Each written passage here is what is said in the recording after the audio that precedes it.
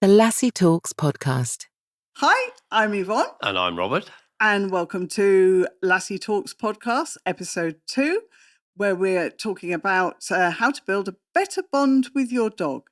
And today we're talking about hormones. Yes, and I will give my health tip perhaps towards the end and give a little bit of a few ideas on whether you should or shouldn't have your dog neutered. Okay, well, we're now getting our dogs out and about, and our lovely, fluffy, cuddly puppies are now turning into harem-scarum delinquents. Yeah, adolescence, Yeah, big time, puberty. And all puberty. that. Yeah, they're turning into Kevins. Well, perhaps you don't remember that comic show.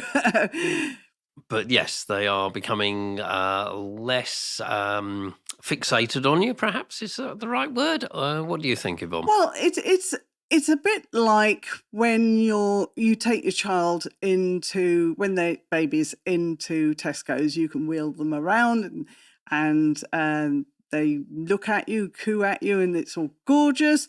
And then as they're toddlers, they start to pull you towards what they want. They are starting to get a mind of their own, and you get pulled, and the same with puppies.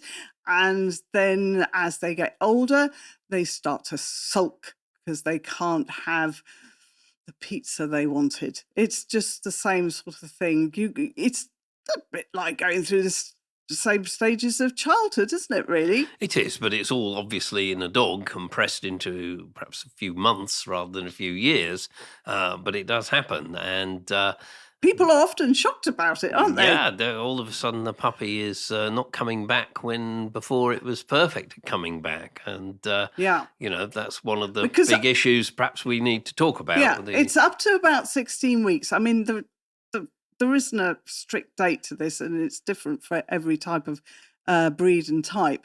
But, 16 weeks, your puppy will follow you right by your heel, and you think you've cracked it. You think you've got the best puppy ever. And then they start to really, cut the apron strings, really, isn't it? Yes, and as the months tick by, the weeks and months tick by, and then before long, puberty and hormones are rearing their head on the horizon. And though puberty can be well defined in bitches as the time of their first season, in male dogs, maybe it's not so. How do we watch out for the first season? When we had clients come to our behaviour clinics, they said, what do I watch out for? Oh, and do you remember that client that came in and thought their puppy had a growth, loads of growths all along the chest of their dog? Yes, indeed. There are plenty of stories along those lines, aren't there, Yeah. of anatomical changes associated with puberty. As far as bitches, female dogs are concerned, the first thing you might notice is that your dog is paying more attention to her nether regions than she was before by licking. There may be other dogs maybe starting to sniff around her when you go out on a walk, and these are the first signs. And then if you look closely, you may see that her vulva is swelling, and before long there will be some spots of what appears to be blood appearing. That might be left where she's laid down, and or it may be that she just walks along and a drip appears and you notice it. Big hairy dogs, it can be a bit more difficult. There is a variation of timing of the. When's the first season? Well, that's what I was saying. The variation of time depends a lot on the breed and the individual dog. So, by and large, rule of thumb, smaller breeds tend to have puberty a little bit younger. The larger breeds a little bit older. So maybe you might be not getting a first season until 6-9 months in a smaller breed, but that might be 9-12 or even longer in some of the larger breeds. So there is a variation, but it gives an indication of actual puberty and when the hormones, Do you adult hormones, click in. Yeah. Do you think that affects the mood of a bitch? Well, there are stages, and I was going to, perhaps go into this a little bit more detail at some stage. But basically, the bitch may be a little bit more preoccupied and a little bit more guardy of herself when she knows that she's getting unwanted attention from other dogs. Now, the first season that a bitch gets when she is still relatively a young dog is often not so overt, is not such a big issue as it will be subsequently when nature intended her to be receptive to male dogs so that she could go ahead and have puppies. That's something we perhaps don't want in our urban or suburban and life. pets dog, Yeah. So that brings us up to the neutering and discussions on that, which I'll perhaps talk about a bit later. Well, let's talk about male dogs. Yeah, male dogs. Now, it's a little bit more less defined, obviously, as it is in humans. They don't suddenly sprout a beard or hairy chests because they've already got them. So it's a bit more difficult. So you've got to look much more to the behaviour of the male, overt male. Now, What about the classic testes dropping? Well, testes are always there, but they will enlarge at puberty, and the dog may get erections and things like that, which is what you were alluding to earlier. So these happen spontaneously, and obviously in association with other bitches that are in season, and it tends to be spring, perhaps autumn. It's a bit embarrassing, isn't it? It is. But obviously the thing we need to talk about a lot is the behavioural changes, and suddenly your squiggly puppy becomes more of a male dog, perhaps wanting to strut his stuff, so to speak. He'll be cocking his leg to urinate, to mark. And all dogs use urine to mark, bitches and dogs, but obviously it's much more obvious in the male dog. And what about the nervy dog? Well, now that's the big issue, isn't it? And that comes into the bit we're going to perhaps talk about in neutering. If we have particularly a nervy male dog, is his little boost of testosterone actually going to be a positive thing? And it can often be so. And that gives a nervy dog, a less confident dog, a little bit more confidence in himself. But at the other end of the scale, of course, there's the overconfident dog that becomes the bully and starts to push his way around in the dog park or off leader walks and things like that. And he starts to push the boundaries of other dogs. That brings me back to the behaviour thing. Yeah, absolutely. Don't let your dogs, that's my top tip of today, is don't let your dogs practice bad behaviour out in your dog park or out on a walk. I actually like, before I go out with my dogs, and our dogs, I should say, is that they're trained. No, they know to focus on us for all good things. They know to stay by us. We know they're not going to run off and bolt off and do what we call a Fenton after the deer, because they know we're exciting and what we do with them out on a walk. And I suppose this is. Can I have a moan? Can I have a moan? Yeah, on the come on, podcast? have a moan. Okay. Just a quick one. Okay. I hate it when I see people out on a walk with a phone and they're paying absolutely no attention to their dog at all, and they have no relationship with their dog, and they wonder why it goes off and causes problems.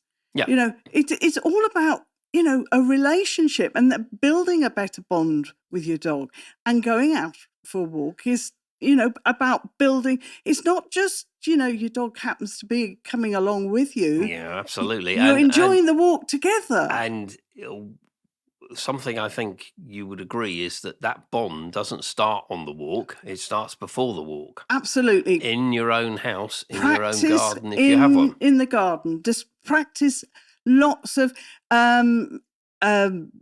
distractions. Set it up. It doesn't need to be a person or another dog walking pass. You play in the garden, and you can get another member of the family to throw a ball and then call them back so that they actually, ignore the ball.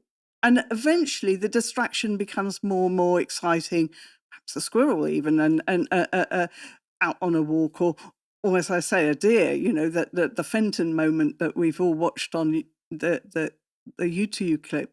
We don't want our dogs finding their own fun. We've got to be the fun and turning.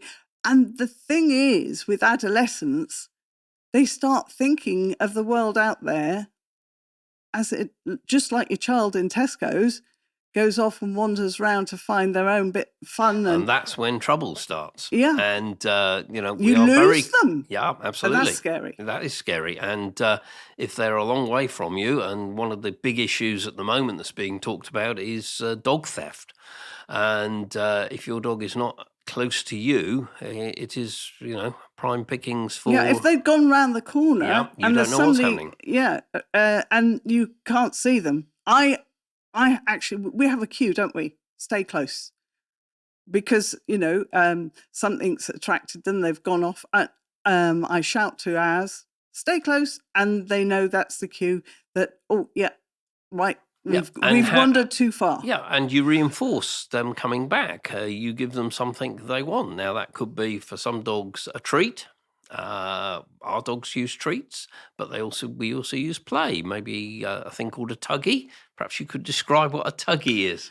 Right. Okay. It's like a bit of fur on the end of a long line, and we reward our dogs with a tug. And there's rules to that, but we'll talk about that on another podcast. It's a long set of rules of what it is to be polite, and you can go on my website at www.Lassie Talks and perhaps find the resource for that. So the Tuggy toy is a very useful toy, and it actually teaches your dog good manners. Yeah, and some dogs are better at that sort of game than others.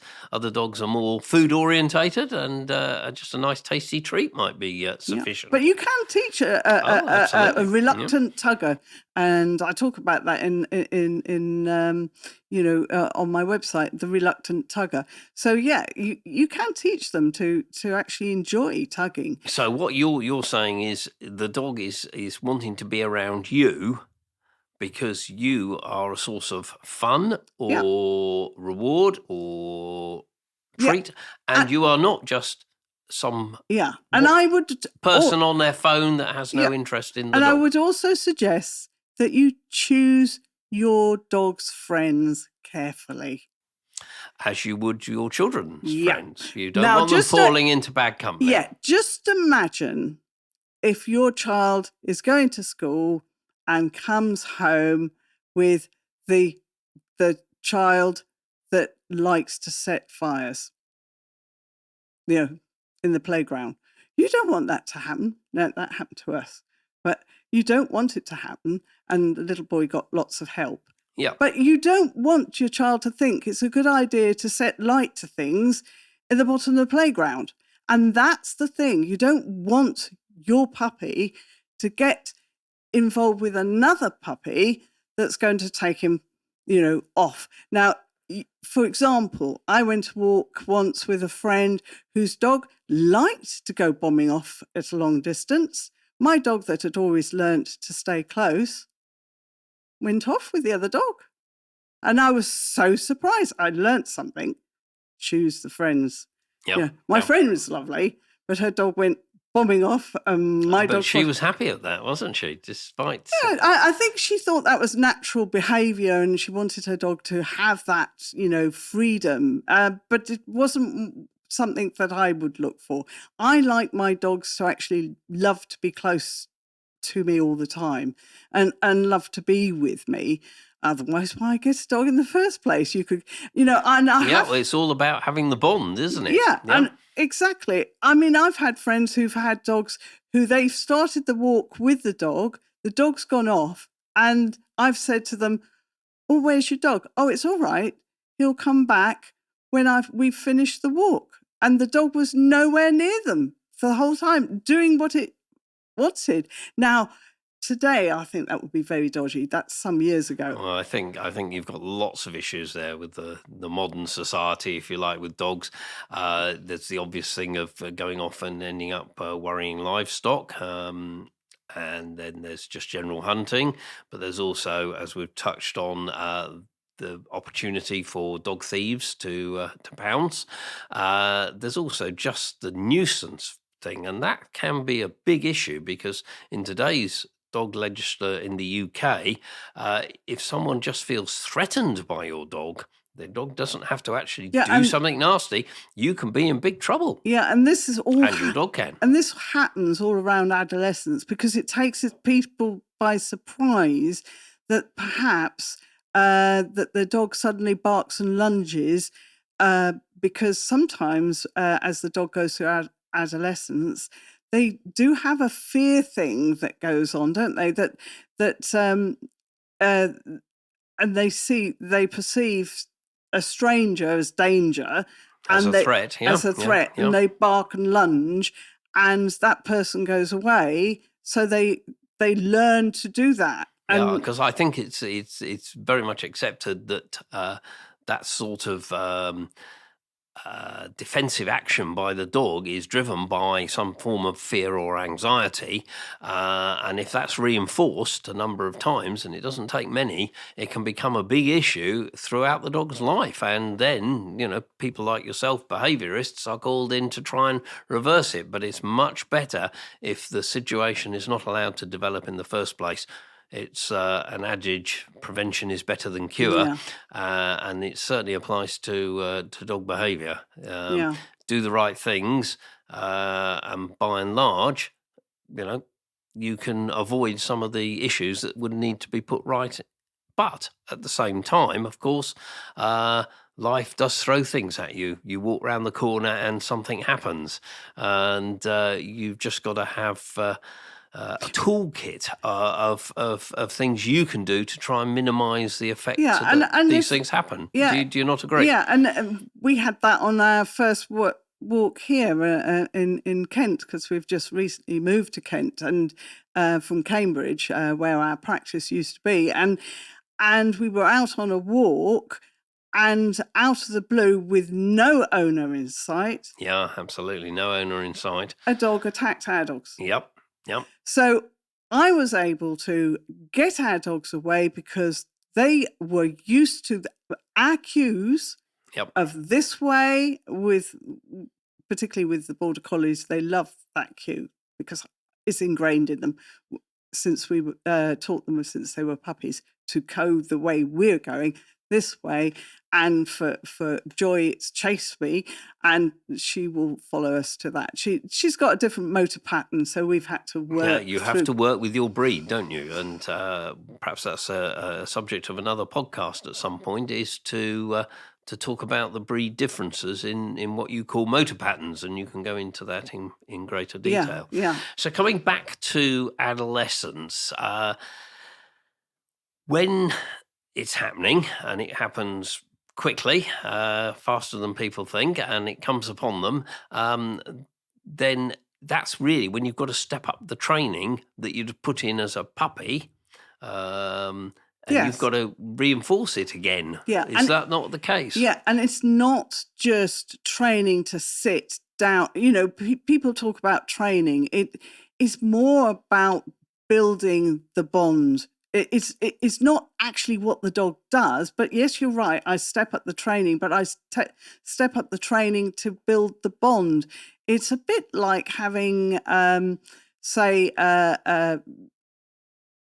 we're a sweetie jar, okay? And, You like sweeties? I do, yeah. Especially chocolate eclairs, my favourite.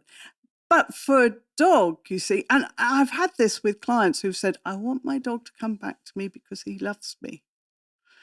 And I think, oh, that's sad. And they're screaming at the dog because it's gone off, and gone off, and it hasn't come back.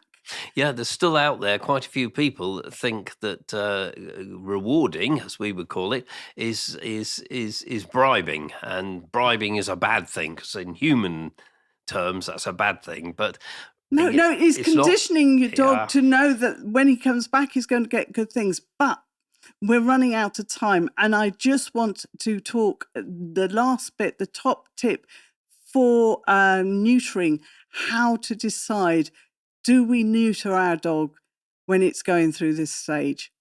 Well, there are timing issues of when you neuter female dogs. The time not to neuter them is when they're actually in season or immediately afterwards. So I would recommend people discuss this with their vet for the correct timing. But generally, bitches have seasons when they're ovulating. We can go into that in greater detail, perhaps on another podcast. But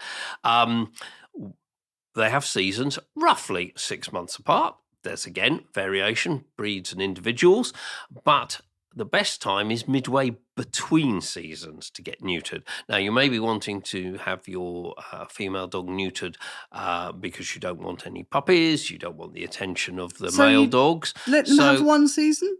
Yeah, my opinion, and there are different opinions out there, but Yeah. my opinion is to allow the dog to go through puberty to mature correctly, and then have her neutered a few weeks, perhaps 3 months after that first season, will be a good opportunity if you are sure that you don't want your dog to have puppies.